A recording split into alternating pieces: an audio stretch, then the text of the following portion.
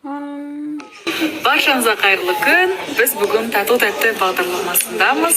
15:50-де Қазақстан телеарнасында күтіңіздер, бұйырса.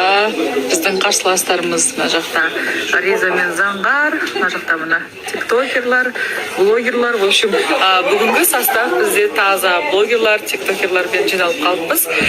Бұйырса енді алдыңғы орындарға шығамыз деген үміттемін. Сау. Сізге сәттілік. Бүгінгі эфир енді өте қызық болды. Енді мені неге көп сөйлемей әдір ойбай деген заттар болса, сөйтіп кейбір адамдар болып қалса, мен көбінесе өзімнің сөздерімді келіншеме беремін. Өйткені менде андай бір шамалы заикань дейтін бір бәле бар, короче. Ол деген бұрыннан бар менің. Кішкентайымнан біреу біледі, енді біреу білмейді деген сияқты ғой. Сондықтан мені всегда келіншегім или қасымдағы балдарым алып шығады ғой, короче.